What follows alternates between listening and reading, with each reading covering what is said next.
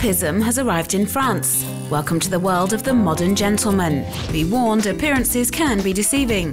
This man is an anarchist, but fortunately for us, his weapon is humour. Olivier Freibourg is a publisher and has adopted a code of conduct belonging to a movement he recently helped bring to France, Chapism. Chap is an English word for man, lad, boy. The expression is often used in comic books like Blake and Mortimer. In the 1990s, two Brits, Gustav Temple and Vic Darkwood, decided to bring these old-fashioned values back. They set up the Chap movement, which is about dressing very nicely, gentlemanly elegance, but there is a very tongue-in-cheek take on it. It's very over the top.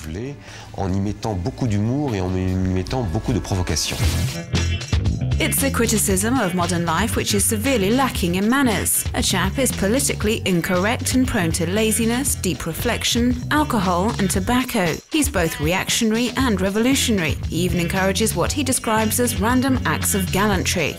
The chap will offer to go into a fast food restaurant, an American one if possible, and ask them to serve you your usual martini dry. Tweed plays an important role in this revolution because naturally these anarcho-dandies are impeccably turned out. This English elegance goes back 200 years. The great reputation of English tailors was largely down to the British Army, which had the best-looking uniforms in the world. It was the tailors who made the uniforms for the British Army. Armand perpetuates this know-how through his suits, which are entirely handmade. He was brought up by his grandfather, and this is a style he knows all too well. He was an extremely elegant man. Because he had taste, he got his clothes from London. Suits from London were considered more elegant than those from Paris. I was captivated by the shapes and the whole culture of British clothing.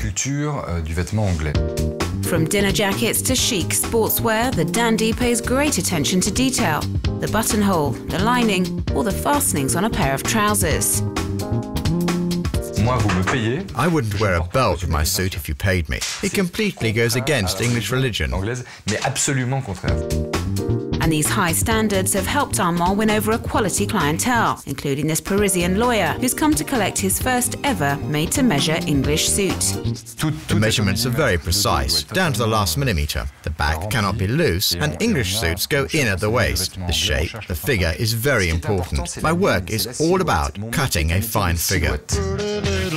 And once you're decked out in your dandy attire, you'll at long last be ready for cucumber sandwich throwing, one of the eccentric sports that takes place at the annual Chap Olympiads in London. Splendid.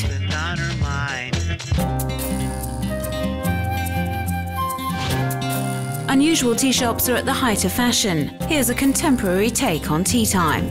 Tea now comes in small, medium or large, 3 sizes and 30 or so different flavours, to drink in or take away. This is just one of the new concepts in the tea revolution. Tea is highly popular nowadays, and younger people are drinking tea more than ever before. People have also realised that tea has many beneficial effects, probably more so than coffee, and we can drink it all day long. And depending on the season, it can be consumed hot or iced. In fact, this company has developed a cocktail menu using different teas. This is the sangria, so it's red tea and orange juice. There's also lemonade and fruit. We reinvent cocktails. They're alcohol-free, so quite harmless. This theme store already has a regular clientele and is set to expand in France and abroad. It's completely different from normal breakfast tea. There's ginger in it. It's actually really nice, and it's a good idea. There's milk in it. This is soy milk, right? This new tea shop also aims to take the client by surprise. Although the ground floor is pretty traditional, the basement is something else altogether. It's France's new rock and roll tea shop. Upstairs you have the tea room with cakes and pastries. And downstairs is a lot less civilized. It's a tattoo parlor and a lot of pain. These worlds seem far removed, and yet I was a baker and I had tattoos. I wanted to create a good atmosphere and attract a diverse clientele. And so the pastries reflect the shop and its creator. Here you have Baba Jack figs and the mini pineapple and mustard tarts. So it makes a change from traditional pastries, and that's what makes it rock and roll. But if you have more traditional tastes, then you must head to the most British of tea shops in Paris. It was opened by an English governess in 1928 and has remained unchanged ever since. The decor is Tudor style. The wood panelling. The crockery is blue willow. It's a distinctive English style.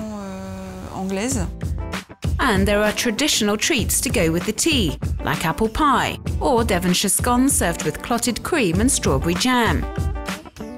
Tea shops are about sharing tasty treats with friends. Every year we try and find ways of reinventing tea, whether it's via the tea itself or the cakes, the surroundings, but tea will always be in fashion. And as long as it tastes good, who cares if it's served in porcelain cups or paper mugs?